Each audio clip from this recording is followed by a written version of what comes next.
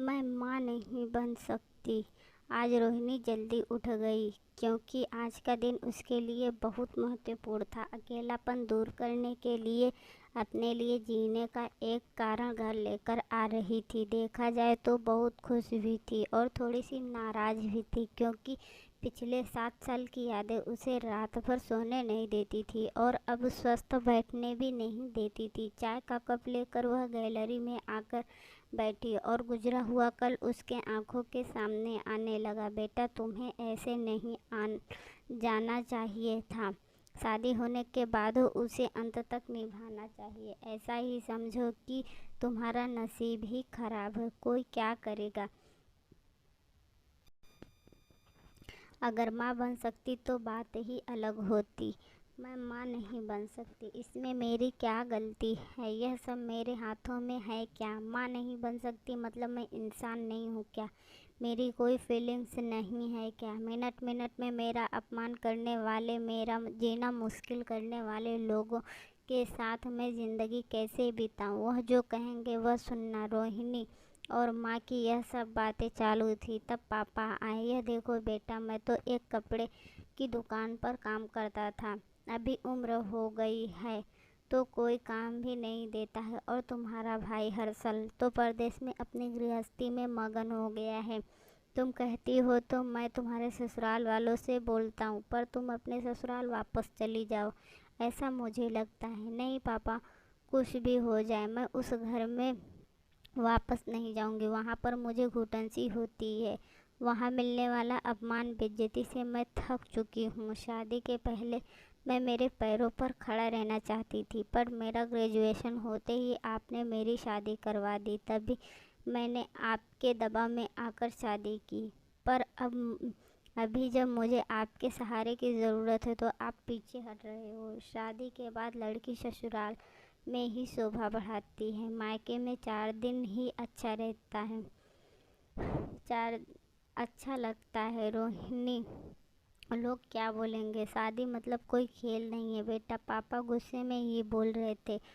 उस घर वापस जाना अब मुमकिन नहीं है पापा। मैं आने के पहले से ही डिवोर्स पेपर पर सिग्नेचर करके आई थी क्योंकि उन लोगों को सिर्फ मुझसे बच्चा चाहिए था जो मैं उन्हें नहीं दे सकती। अरे इतना बड़ा निर्णय लेने से पहले हमें एक बार पूछना तो चाहिए था ना।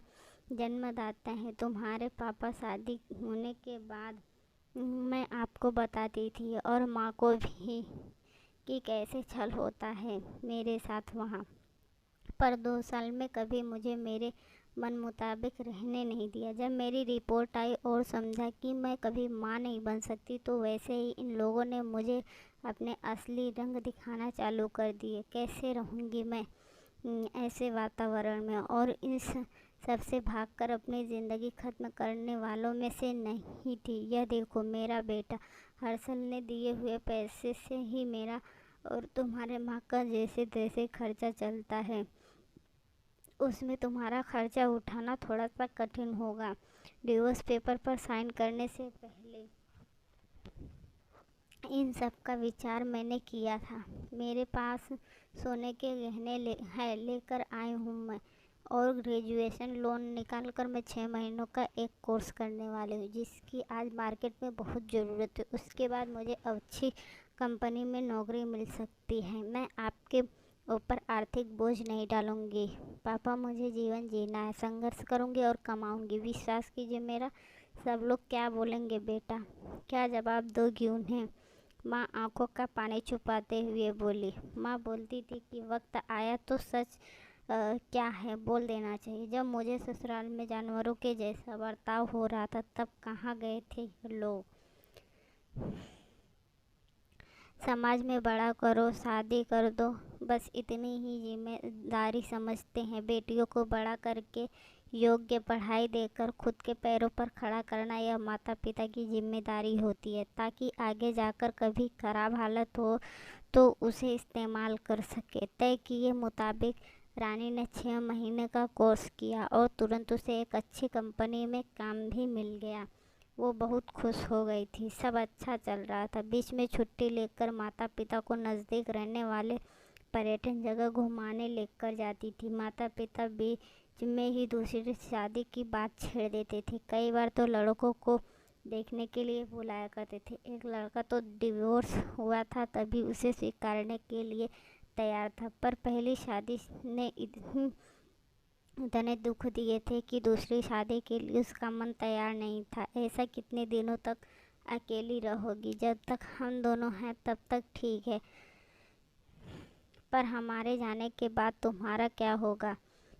सोचा क्या कभी? उम्र भी कितनी छोटी है तुम्हारी अभी। ऐसा उसके पापा उसे समझा रहे थे। माँ पापा, आप दोनों मेरी शादी का विचार करना बंद कर दीजिए।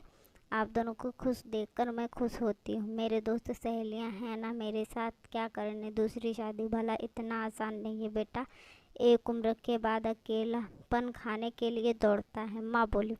सच हुआ उनका ऐसा बोलना। आगे 2 साल में पहले माँ और 6 महीने में ही पापा का निधन हो गया।